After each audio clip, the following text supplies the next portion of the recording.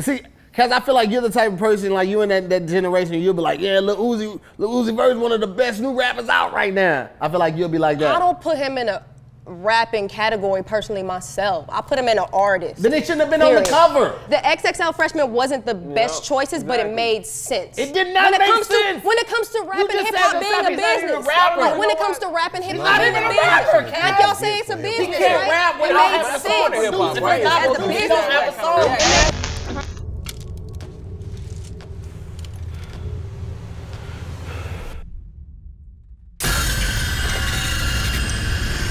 Don't breathe. Rated R. Nope. See, I don't even play around, bro. Yeah. You know, gotta get out of here. You know, Not gonna be the first to die in this movie. horror movies. You know that.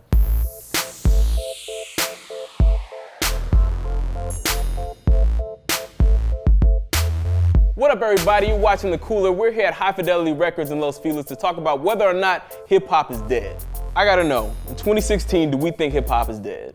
Oh, you didn't go to the funeral? Shit, the funeral came out when I Don't Like came out. But when did it die, though? You know what? Hip hop is not necessarily dead. However, hip hop music is in a sad state, if you ask me. Hip hop is more than just the music. You know, you got art, you got dance, you got music, it's a culture, it's a lifestyle. Right. So no, definitely hip hop is not dead in that aspect. However, I will agree, the music is on life support. Woo! Right, I have to agree with that. I think hip hop culture is out more than ever. You know what I mean? We everywhere. You know what I'm saying? Like embraced by everyone. We commercialize. You know what I mean? They selling us everywhere. But I think the actual music aspect of it isn't as important as it used to be. And that's the whole thing. That's the whole thing, John. The aesthetic of hip hop isn't the same as it used to be. Rap is a business. It's a business now. So when you put business into hip hop, it really took a lot out of it. Hip hop stemmed from poverty and improvisation and making something out of nothing. You know what I'm saying? Nowadays, I think a lot of these cats who didn't necessarily come up with nothing, you know what I mean? Now they want to act like they came up with nothing, and that's not always the case. But can we ignore a lot of the factors that go into it? Like the music industry in general has changed. You know what I mean? Like everything is online now. Maybe hip hop has just expanded. You know what I mean? It doesn't have to start in the same inner cities that it used to. You know, it doesn't have to start in the Bronx or in Compton or in Houston. It can start anywhere. It can start in your basement somewhere in Cleveland. You feel I'll me? agree. I call that the evolution. You know what I'm saying? You don't always like what it evolves into. Like your family starts as one thing, but generations down the line, your grandpa don't like your ass. You know what I'm saying? He love you, but he don't like what you become, what your family's becoming. I mean, some of the things you do, of course you're gonna make him proud, but you out here hanging out with these rats, you know what I'm saying? Doing these drugs, you on this Molly, all this dope, these Xans and prescription drugs and shit you doing, you gotta peel your pants off nowadays. Your grandpa don't like that, but he still love you though. But it's ass right now. Hip hop is in such an ass state that I'm an R&B fan again. It's got me wearing silk shirts and pajama pants when I go to the supermarket. R&B is almost just as bad though. R&B is almost just as bad Yeah, nowadays. R&B, because the R&B, a lot of these quote-unquote R&B singers want to be rappers now, I give you that. So the lines is totally blurred, and if you ask me, in regards to the music, we need to start paying these producers more. I want to see Mike Will Made It, Zaytoven, Metro Boom, one of them dudes make a whole album with no rap, nobody doing vocals. I bet it's going to still hit. It's a beats album. Just a beats album. Here's the real testament of it right here. I want to see them make an album and then just grab some regular ass niggas off the street and make a song, and I bet you that shit go plat. It's still gonna and that just shows you that these new artists are trash. Yes. You niggas suck, man. These niggas it's not to progress like the genre as itself, as a whole, is not to progress it. They only in it to make money. Well, instead of like, okay. Fuck you new rappers. All right, before we just beat up on all the hip hop, because we gotta acknowledge the We're not beating up on all the hip hop, because there's some young dudes. Yeah, it's a lot of dudes out there. Warren Brew, right? Warren Brew out of LA. There's a lot of dudes still making heat. Chance. Like Chance the Rapper out of Chicago. Kendrick Lamar, although he's reached a certain level of success that you don't necessarily consider him in these conversations, he's still very much a lyricist. J. Cole, absolutely. You know what I mean? So this year was kind of a big year for hip hop as far as like albums are concerned. You know, Kanye dropped, Kendrick dropped a project, Drake dropped, Chance dropped. A lot of people had some big albums that came out this year. Have there been any classic albums that you can remember recently? I got one, I know one. Blank Face. Blank Face, You think Schoolboy? Blank Face is a classic? Blank Face Schoolboy is a album is classic. hot. It's hot, but I don't know if it's classic worthy. I know in 10 years we're gonna be referring back to that album word for word.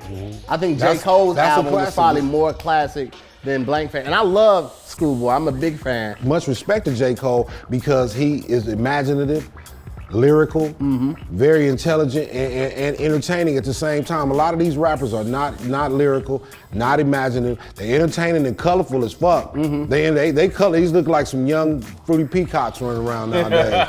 You know what I'm saying? They're very colorful. But you know, it is what it is, man. And I think for the most part, the older hip hop heads and the older portion of the hip hop generation have to do what we need to do to further embrace the younger. That's a matter of us being mature. Yeah, the motherfuckers is disrespectful. Yeah. You know what I'm saying? Like little Susie skirt on the damn Hot 97 wasn't freestyle. Freestyle. You put on one of them old ass Premier beats, man. You gonna expose me, and I ain't rapping over that. Vert, bruh. Cause I'm whack. Vert, bruh. That's what hip hop started. We took old records and sampled them and made them into new stuff. So it's only right to pay homage to some old shit. Hip hop is the only music art form where they don't do their research for those who came before them. Like if you go into a radio station to do an interview and you're gonna promote something that's coming out of yours, be ready.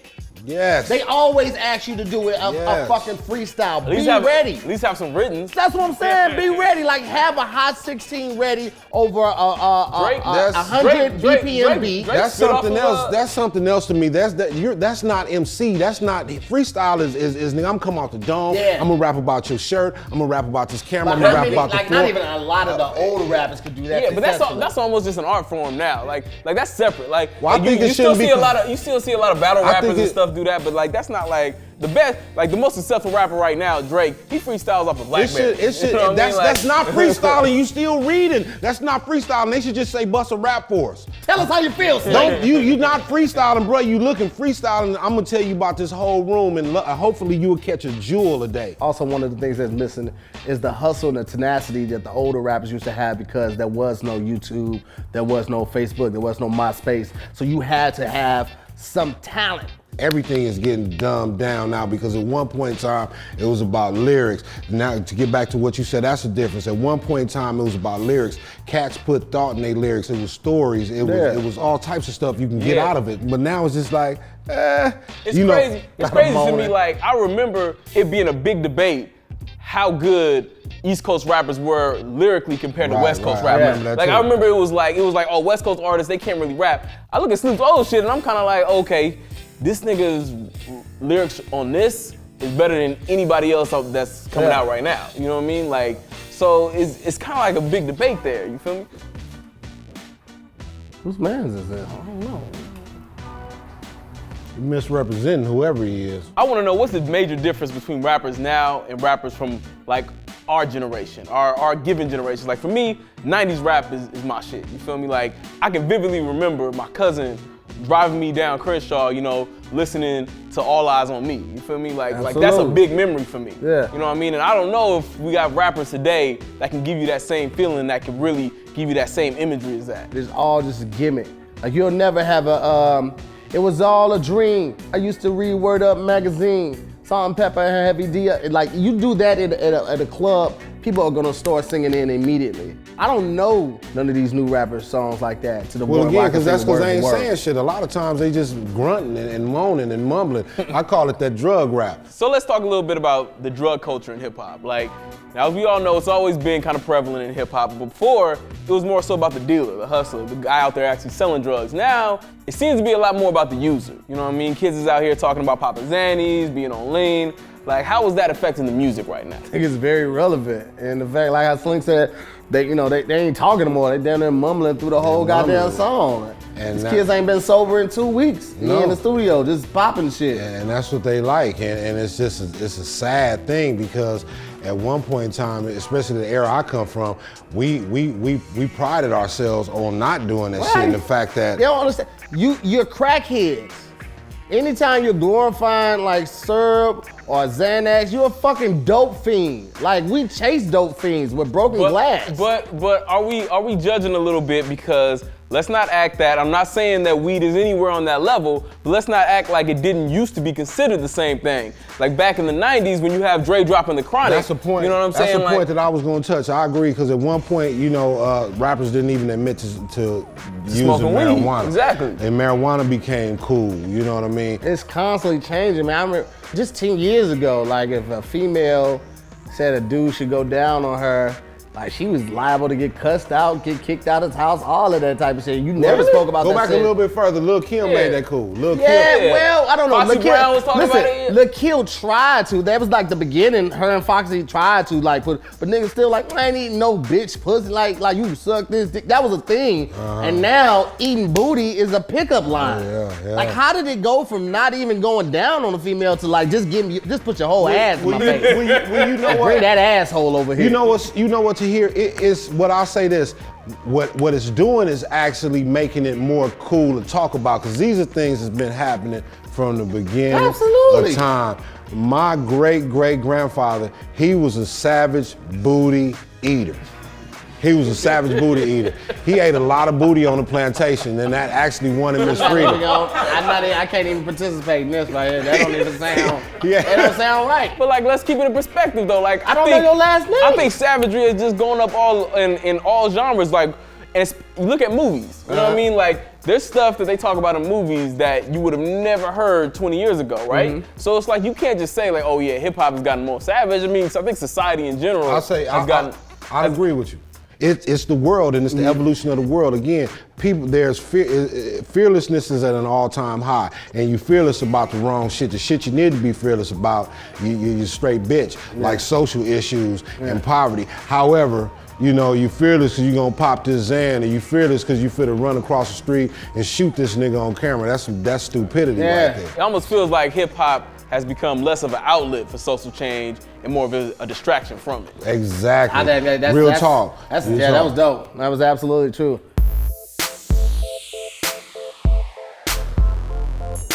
All right, everybody, that was another episode of The Cooler. Thanks so much for watching. I'd like to thank High Fidelity Records out here in Los Feliz for having us. Make sure you guys like, share, and subscribe, and let us know in the comments, what do you think about the state of hip hop? You think it's dead or not? Let us know. I think all my special...